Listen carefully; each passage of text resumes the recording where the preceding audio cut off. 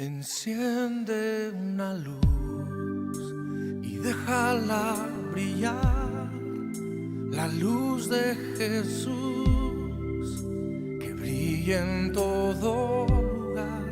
No la puedes esconder, no te puedes callar ante tal necesidad. Enciende una luz en la oscuridad.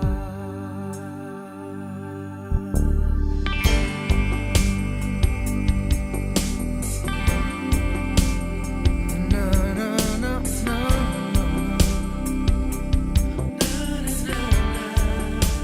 Enciende una luz, déjala brillar, la luz de Jesús.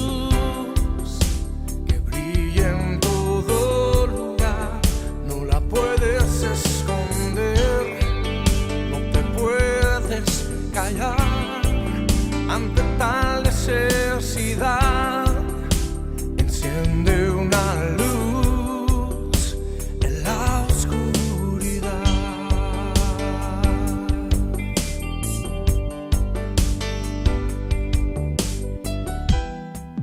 ¿Cómo pues invocará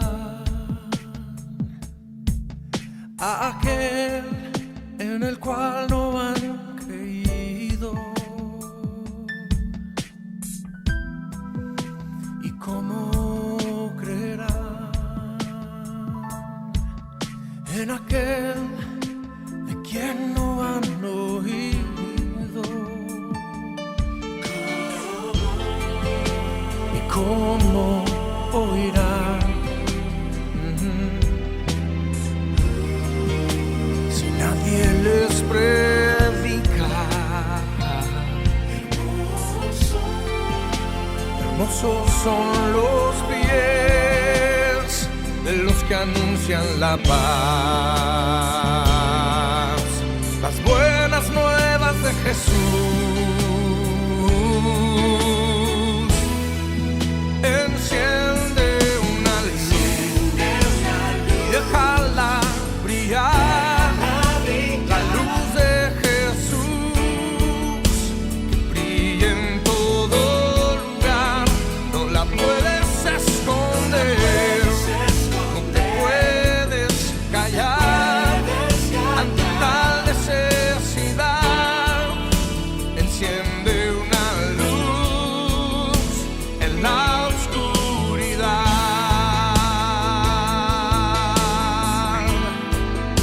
Enciende una luz en la oscuridad. Es tiempo de encender la luz y que el mundo conozca de Jesús, la luz de su amor.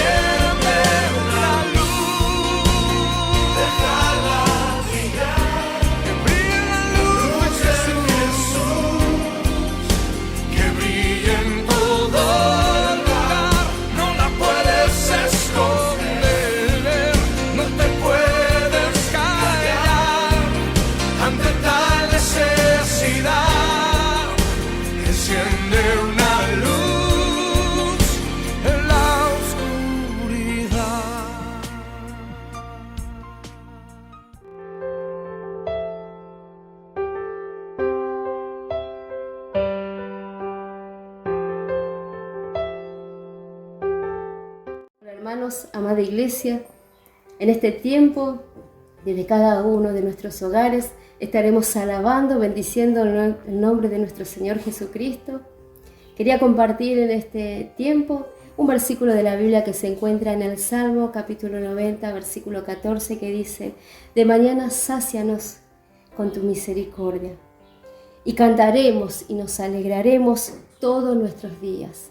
Y hoy, con un corazón agradecido, con un corazón alegre, vamos a hacerlo. Desde cada hogar buscando la presencia del Señor. Y si por primera vez estás viendo, te invito a buscar la presencia del Señor. Te invito a que encuentres ese amor, encuentres esa paz que solamente en Él podemos hallarla. Así que te doy la bienvenida a todos mis hermanos y vamos a disponer nuestro corazón en este tiempo, sabiendo a quién pertenecemos, sabiendo cuál es nuestra esperanza. Dios los bendiga.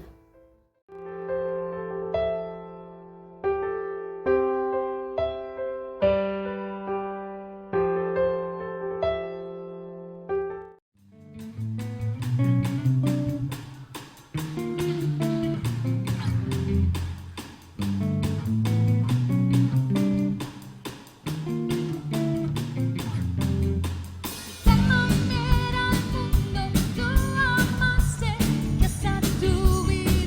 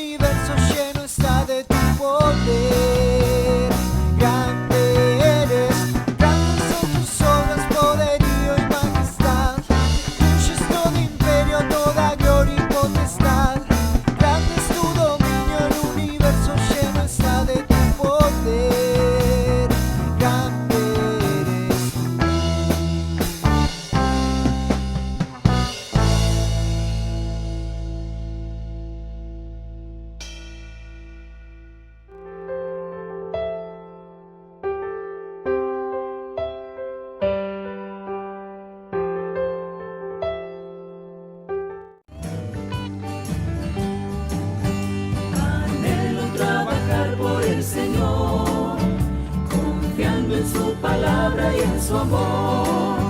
Quiero yo cantar y orar y ocupado siempre estar en la viña del Señor.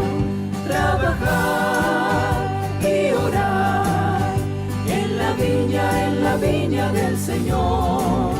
Si mi anhelo es orar y ocupado siempre estar en la viña del Señor. Anhelo cada día trabajar, esclavos del pecado, libertad, conducirlos a Jesús, nuestro guía, nuestra luz, en la viña del Señor. Trabajar y orar en la viña del Señor. Si mi anhelo es orar y ocupado siempre estar en la viña del Señor. Anhelo ser obrero de valor, confiando en el poder del Salvador.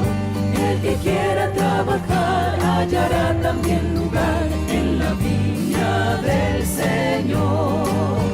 Trabajar y orar en la viña del Señor.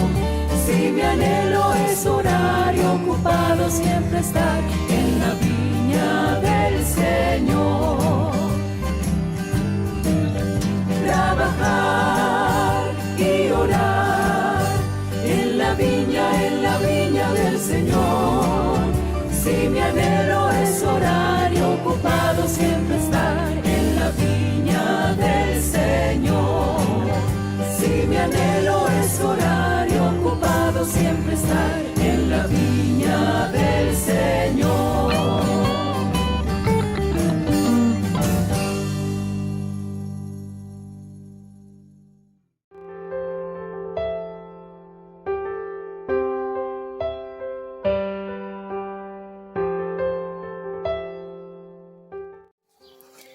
Bienvenidos hermanos a un nuevo tiempo de oración por los diezmos y las ofrendas, un tiempo para poder reafirmar y declarar en el Señor que en nuestro Dios está nuestra confianza y nuestra fe.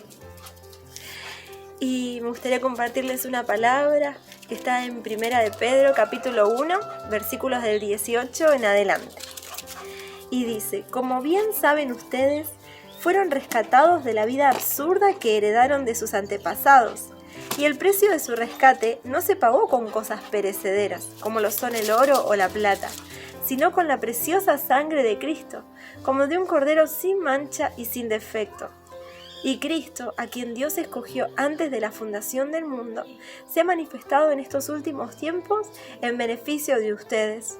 Y por medio de él, ustedes creen en Dios, que lo resucitó y glorificó, de modo que su fe y su esperanza están puestas en Dios. De modo que ahora nuestra fe y nuestra confianza están puestas solo en Dios. Y este es el tiempo de las ofrendas para poder reafirmarlo, para poder declarar. Y es precioso ver cómo el Señor nos recuerda que nosotros no hemos sido comprados, no hemos sido salvados por algo perecedero, como lo son el oro y la plata, como menciona este pasaje, que actualmente en este mundo, como lo conocemos, son los objetos o los materiales más valiosos que puedan existir. Pero aún ellos son perecederos y no se comparan con la obra preciosa de Dios en Cristo Jesús, con el valor de su sangre, con el costo de nuestra salvación. Y recuerdo tan preciosa la mirada de nuestro Dios sobre la vida de Abel y de Caín cuando ellos presentaron sus ofrendas. El Señor primeramente los vio a ellos cuando cada uno presentó lo que tenía a su alcance, su trabajo, su fruto, en lo que Dios los había prosperado, ya sea en el crecimiento de las plantas, los vegetales, los frutos de la tierra, o en la multiplicación y el crecimiento de los ganados. Cada uno de ellos presentó una ofrenda perecedera, porque todo eso fue con un límite, con vencimiento, acabó, aún dejó de existir esos vegetales, esos animales.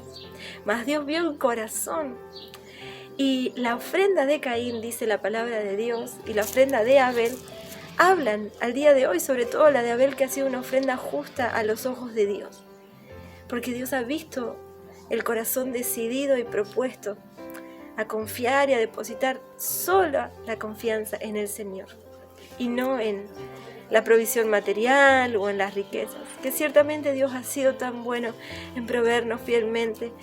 Como dice su palabra, Él es nuestro pastor, nada nos falta ni nos ha de faltar.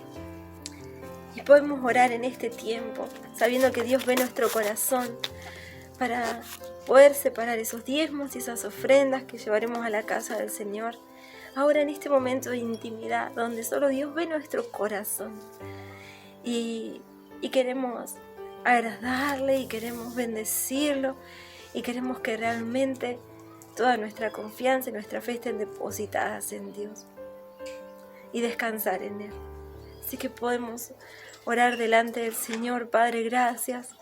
Gracias por este tiempo, este regalo, porque es un verdadero privilegio poder presentarte, Señor, nuestros diezmos, nuestra ofrenda. Primeramente, nuestro corazón, Señor, como un sacrificio vivo, voluntario, que sea agradable a ti, Señor, nuestra vida entera. Dándote gracias, Señor, porque eres el Dios creador, el dador, el autor y el perfeccionador de nuestra fe. Señor, y una vez más y cada vez queremos declarar que eres el Dios, el único y verdadero Dios, en quien está depositada toda nuestra confianza y nuestra fe. Señor, que puedas recibir en este tiempo con agrado estos diezmos y ofrendas, y anhelo, Señor, tu bendición sobre cada hermano, Señor, sobre cada congregación, sobre toda tu iglesia y aún cada persona que esté viendo, Señor, esta reunión, este video, que pueda tu gracia, tu bendición manifestarse, Señor, para la gloria y la alabanza de tu nombre. Gracias, Padre, en el nombre de Jesús. Amén y amén.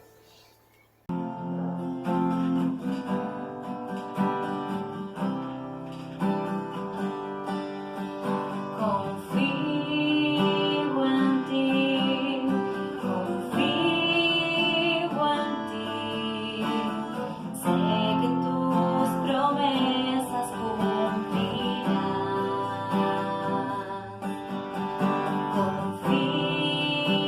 en ti,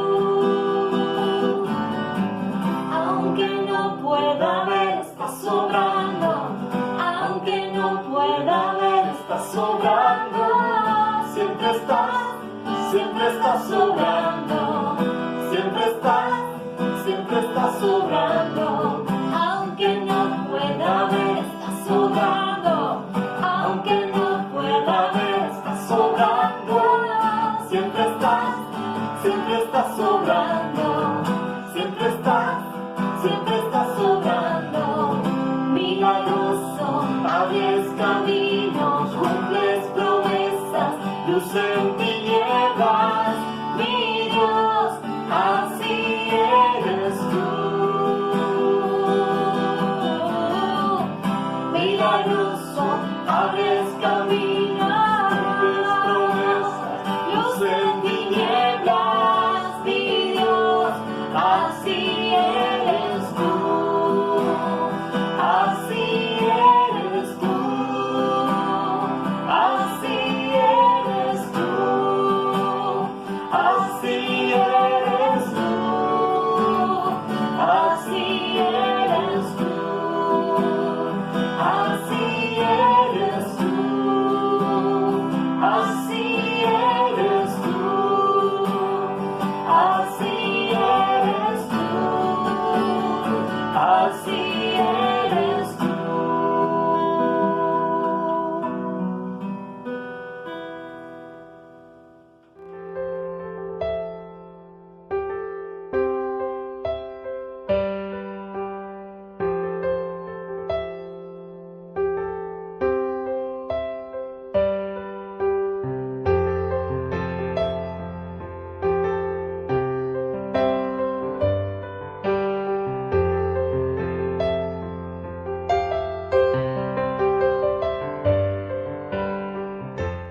Nuevamente, muy bienvenidos a nuestra reunión de cada domingo. Cómo anhelamos que Dios bendiga tu vida, te llene de su paz, de su gozo y te edifique con su palabra. Y hoy vamos a compartir la palabra de Dios que se encuentra en la epístola a los Hebreos, capítulo 13, versículos 1 y 2, que dice así: permanezca el amor fraternal. No os olvidéis de la hospitalidad, porque por ella algunos, sin saberlo, hospedaron ángeles. La frase "no se olviden de la hospitalidad" tal vez sea la clave de esta carta. La hospitalidad es la cualidad de recibir y agasajar con amabilidad y generosidad a los invitados o a los extraños. Y esta debe ser la actitud de cada congregación cristiana. Cuando una iglesia es hospitalaria, recibe con mucho afecto, con mucho cariño a los propios, pero de manera especial a los extraños, a los desconocidos o también a los que se han alejado. Y el punto principal de todo este escrito está en ellos, en los que estaban siendo tentados en dejar la iglesia y también en aquellos que ya la habían dejado. La epístola a los Hebreos es en esencia una fuente de exhortación.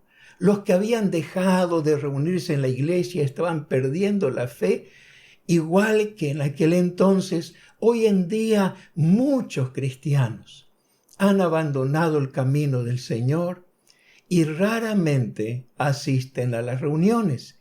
Y no se trata solamente de los que tomaron una decisión superficial por Cristo o han hecho una manifestación de fe solamente, o rápidamente se bautizaron sin estar bien fundamentados, sino también se trata de personas que ocuparon importantes cargos en la iglesia, incluso fueron maestros de la Biblia, evangelistas y pastores, los cuales ya no están y hoy se ocupan más de sus negocios, de sus profesiones que de Dios.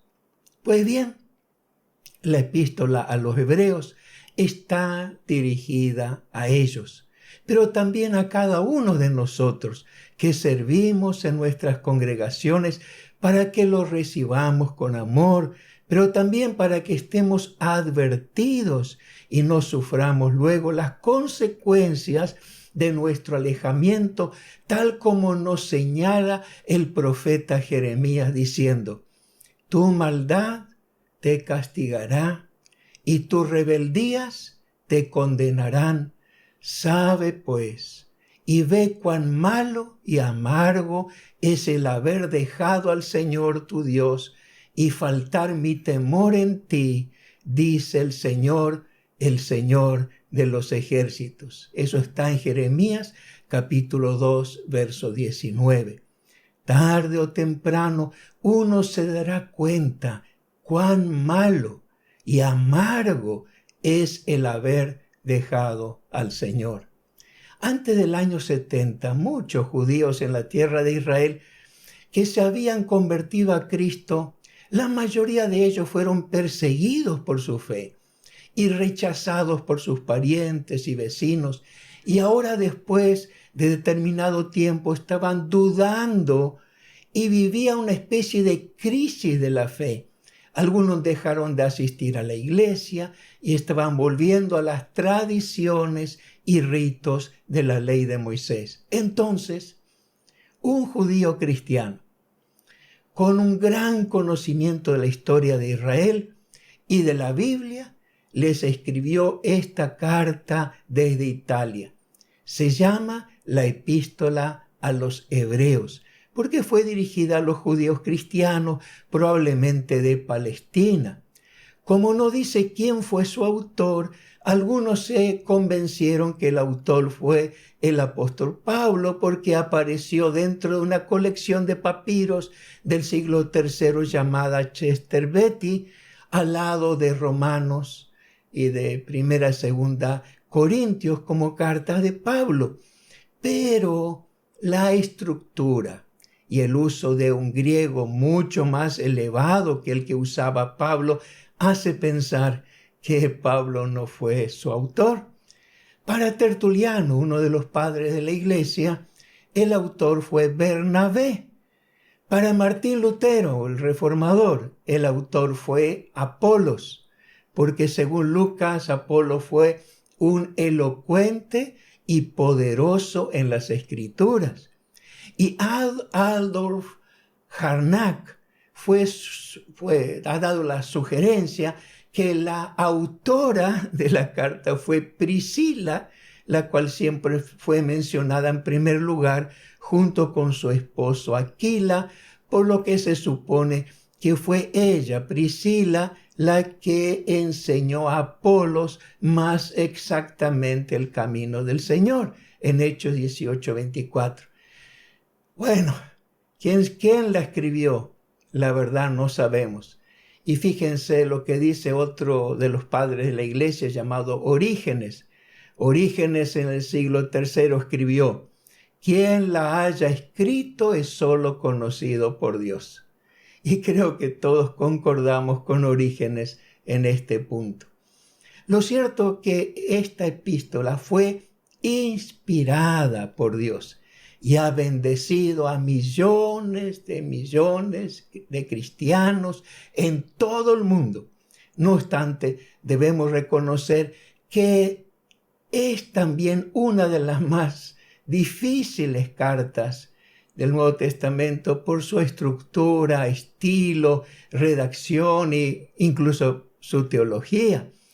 Y como no podemos entrar en detalles y analizarla versículo por versículo, solamente mencionaré algunos puntos sobresalientes para responder a preguntas tales como: ¿por qué debo continuar en mi vida cristiana? ¿Por qué debo participar de la vida de la iglesia? ¿Por qué debo asistir a las reuniones si puedo ser un buen cristiano quedándome en mi casa? ¿Por qué? La epístola a los Hebreos responde a estos por qué. ¿Por qué debo participar de la vida de la iglesia? En primer lugar, porque Cristo es mejor y superior a todo. Aquellos cristianos se estaban apartando del camino porque en realidad no conocieron a Cristo como debían haberlo conocido, o porque no habían entendido la superioridad de Cristo en todo. No habían entendido que Cristo era el mejor. Según el autor de los Hebreos, en primer lugar, Cristo es mejor porque su palabra es superior a la palabra de los profetas.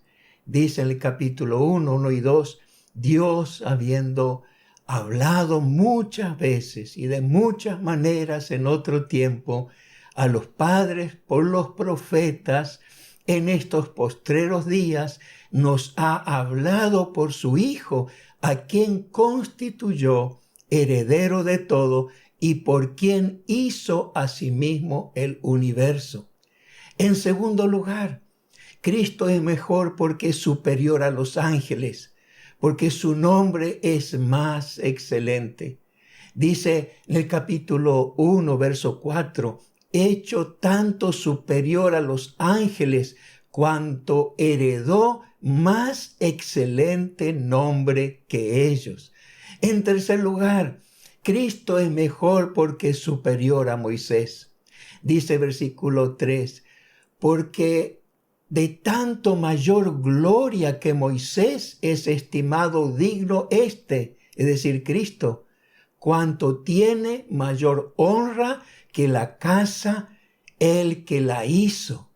En cuarto lugar, Cristo es mejor porque es superior a todos los sacerdotes.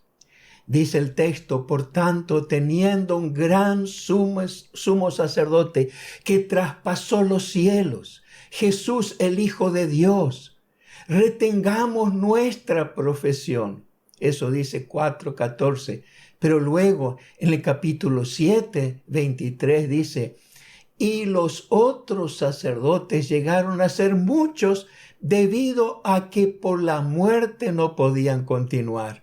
Mas es decir, Cristo, por cuanto permanece para siempre, tiene un sacerdocio inmutable, por lo cual puede también salvar perpetuamente a los que por él se acercan a Dios, viviendo siempre para interceder por ellos. ¿Dónde uno puede encontrar a alguien mejor o superior a Cristo? ¿Qué filosofía o qué doctrina puede igualarse o superar a las enseñanzas de Jesucristo? ¿Qué poder o qué presencia podrá llenar nuestro corazón como lo llena Cristo? ¿Quién puede ser más confiable que Él? Si me alejo de Cristo, ¿quién o qué podrá reemplazarlo? ¿Acaso pueden reemplazar los nuevos amigos? ¿O relaciones amorosas? ¿O la familia? ¿Pueden reemplazar a Cristo el trabajo, la profesión, la fama o el éxito? No, absolutamente no. Nadie ni nada jamás será como Cristo. Como dice un párrafo de un antiguo himno que dice así, mejor es mi Cristo que el mundo falaz. Prefiero a Cristo, tan solo a Él, antes que ser rey y vivir infiel, antes que riquezas mil, prefiero a Cristo, tan solo a Él. En segundo lugar, ¿por qué debo continuar yendo a la iglesia o participando de la vida de la iglesia? Por las consecuencias que acarrea el alejamiento. ¿Acaso hemos imaginado que saldríamos indemnes y sin sufrir las consecuencias de nuestro alejamiento? La consecuencia es el resultado de una acción. Como por ejemplo el cambio climático se dice que es el resultado del exceso de emisión de gases. En ese cambio climático se producen las inundaciones, las sequías, derretimiento de los polos, huracanes y otros fenómenos. La consecuencia de la contaminación de ríos y mares es la muerte de miles y miles de peces y la destrucción de la fauna marina. Las consecuencias de las políticas económicas produce la inflación, y la inflación trae como consecuencia la pérdida del valor de la moneda, que a su vez trae como consecuencia la pobreza, la consecuencia de la infidelidad o de la violencia a veces termina en divorcio. La consecuencia de la irresponsabilidad, impuntualidad o pereza es la pérdida del trabajo. La consecuencia de un delito puede ser la cárcel o la muerte. Todo lo que hacemos tiene su consecuencia, ¿verdad? Tanto para bien como para mal. Si hacemos el bien, tendremos la aprobación de Dios. Y si hacemos el mal, tendremos como consecuencia su desaprobación. Y su desaprobación no es poca cosa. Por ejemplo, el descuido de nuestra salvación puede traernos consecuencias graves. En Hebreos capítulo 2, versos 2 y 3 dice: porque si la palabra dicha por medio de los ángeles fue firme, y toda transgresión y desobediencia recibió justa retribución, justo castigo, ¿cómo escaparemos nosotros si descuidamos una salvación tan grande, la cual, habiendo sido anunciada primeramente por el Señor, nos fue confirmada por los que oyeron? La consecuencia de la incredulidad o de la duda produce el alejamiento de Dios, según Hebreos capítulo 3, 12. Mirad, hermanos, que no haya en ninguno de vosotros corazón malo de incredulidad para apartarse del Dios vivo. La falta de fe puede impedir como consecuencia que las promesas de Dios se cumplan. En Hebreos 4, 1 y 2 dice: temamos, pues no sea que, permaneciendo aún la promesa de entrar en su reposo, alguno de vosotros parezca no haberlo alcanzado. Porque también a nosotros se nos ha anunciado la buena nueva como a ellos, pero no les aprovechó el oír la palabra. ¿Por qué? Por no ir acompañada de fe en los que la oyeron. Pero algunos aún van o fueron más lejos cuando se apartaron de la iglesia y de Dios. Y fueron muy lejos. ¿Por qué? Porque pisotearon a Cristo. Pisotear es pisar con violencia repetidas veces. Es patear, aplastar. También significa humillar y maltratar a alguien con palabras. Pues bien, algunos cristianos lo han hecho. Y es por eso que leemos en Hebreos capítulo 10, 29 al 31, ¿cuánto mayor castigo pensáis que merecerá el que pisoteare al Hijo de Dios y tuviere por inmunda la sangre del pacto en la cual fue santificado e hiciera afrenta al Espíritu de gracia? Pues conocemos al que dijo: mía es la venganza, yo daré el pago, dice el Señor. Y otra vez, el Señor juzgará a su pueblo. Horrenda cosa es caer en manos del Dios vivo. Por supuesto, pocos llegan a este extremo. La mayoría de los que se apartan dice: me alejé de la iglesia, pero no me alejé de Dios. Se imaginan que están bien con Dios cuando están mal con sus propios hermanos. La Biblia dice que son mentirosos. En 1 Juan capítulo 4, 20 leemos: si alguno dice yo amo a Dios, yo no me aparto de Dios, yo lo amo, y aborrece a su hermano, no quiere reunirse con sus hermanos, es mentiroso. Pues el que no ama a su hermano, a quien ha visto, ¿cómo puede amar a Dios a quien no ha visto? Y en Apocalipsis 21:8 dice que todos los mentirosos tendrán su parte en el lago de fuego. Cuando uno ama a su hermano en la fe, quiere estar con sus hermanos, quiere reunirse. Y el que no ama prefiere estar lejos, prefiere estar solo, como dicen que es mal acompañado. Están en su casa tranquilos diciendo yo tengo comunión con Dios, lo cual es una mentira. Se engañan a sí mismos. Por tanto, si el alejamiento produce estas consecuencias, pregunto, ¿no es tiempo para que cambiemos de actitud? Si lo que decidimos es bueno y correcto, las consecuencias serán bendición y vida. ¿Qué otra razón nos da la epístola de los Hebreos para que continuemos en nuestra vida, en nuestro caminar cristiano? ¿Qué otras cosas, qué otras razones nos da la palabra de Dios para que perseveremos en la comunión con la iglesia? En tercer lugar, debemos continuar en la comunión porque sin fe es imposible agradar a Dios. Hebreos 11:6.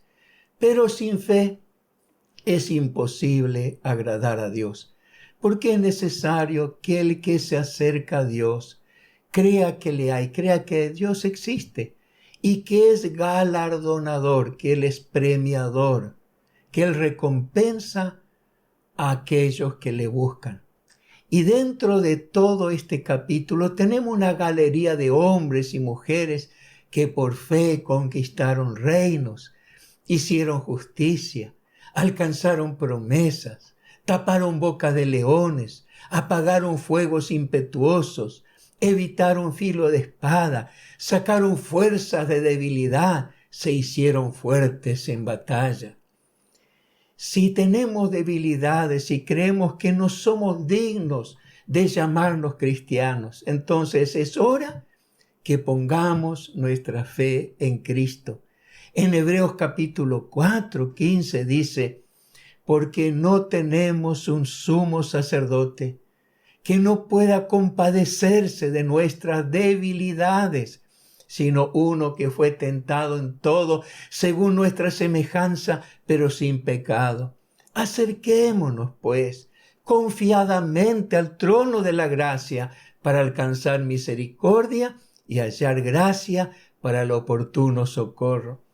Si creemos que Dios se olvidó de todas las buenas cosas que nosotros hicimos en la iglesia y que no recibimos el cumplimiento de sus promesas, es tiempo de recordar que por la fe y la paciencia las heredamos. En Hebreos 6, 10 y 12 dice, porque Dios no es injusto para olvidar vuestra obra y el trabajo de amor que habéis mostrado hacia su nombre, habiendo servido a los santos y sirviéndolos aún. Y luego dice, a fin de que no os hagáis perezosos, sino imitadores de aquellos que por la fe y la paciencia heredan las promesas. Los hombres podrán olvidarse de las cosas buenas que hicimos, pero Dios nunca. Dios no, porque Dios no es injusto. Dios no es injusto contigo. Si tenemos la tendencia de mirar la mala conducta de otros creyentes para no ir a la iglesia, o la costumbre de poner los ojos en lo que aparentan y no son, oigamos lo que dice Dios acerca del autor de la fe y consumador de la fe, es decir, del que la hace realidad, que hace la fe una realidad, que es Cristo. ¿Qué dice el texto? Corramos con paciencia la carrera que tenemos por delante, puestos los ojos en Jesús, el autor y consumador de la fe, no en tu hermano que se portan mal. Puestos los ojos en Jesús, el autor, consumador de la fe, el cual por el gozo puesto delante de él sufrió la cruz. ¿A quién miras? ¿En quién has puesto tus ojos? Pon tus ojos en Cristo. Mira a Cristo. Siga a Cristo, cuya fe permaneció intacta en medio del peor sufrimiento. Si pensamos que ir a la iglesia no nos aporta nada, debemos recordar que necesitamos la iglesia para ser estimulados, y el mejor lugar es la familia de la fe. En Hebreos 10, 24 y 25 leemos: y considerémonos unos a otros para estimularnos al amor y a las buenas obras, no dejando de reunirnos como algunos tienen por costumbre, sino exhortándoos, y tanto más cuando veis que aquel día se acerca. Si no te reúnes, no podrás ser estimulado, animado, confortado, exhortado. Y poco a poco, si no eres estimulado, poco a poco te irás apagando. Poco a poco te apartarás, al fin, definitivamente, del Señor. Por eso, querido hermano y querida hermana, si hace ya un tiempo que no asistes a la iglesia, quiero animarte en el nombre del Señor, estimularte para que regreses. Regresa a la casa del Padre, regresa a la familia de Dios, regresa a la comunión, porque en la comunión hay limpieza y perdón, porque según Juan, si tenemos comunión unos con otros, la sangre de Jesucristo, el Hijo de Dios, nos limpia de todo pecado. Es probable que cuando regreses, las cosas no sean igual que antes y te encuentres con personas nuevas que nunca habías visto, y es probable que te sientas algo extraño.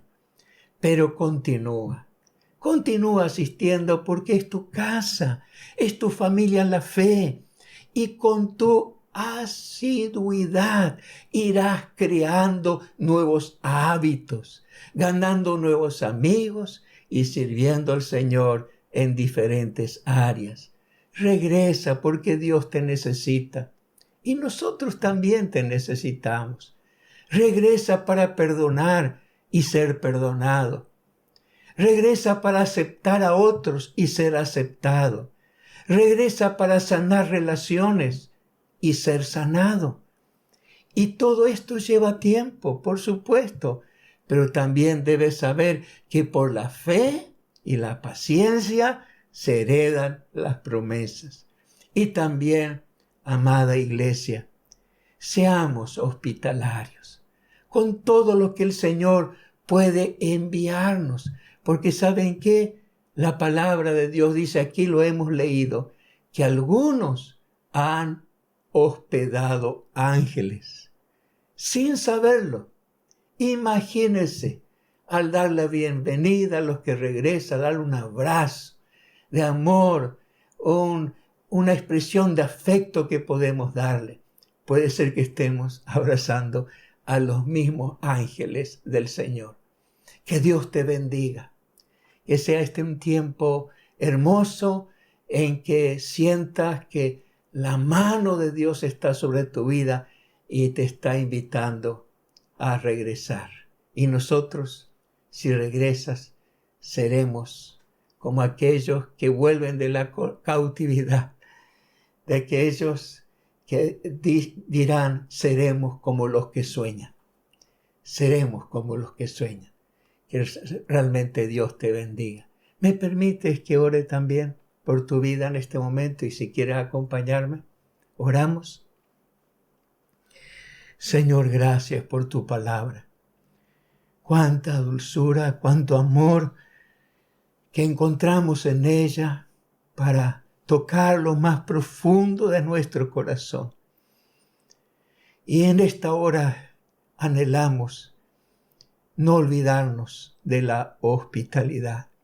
Ayúdanos como iglesia a ser afectuosos, cariñosos, amigables, no solamente con aquellos que conocemos, sino también con los extraños, como dice tu palabra, porque puede ser que sin saberlo estaremos recibiendo, hospedando a ángeles. Y ruego, Señor, por aquellos que se apartaron o están a punto de alejarse. Toca sus corazones.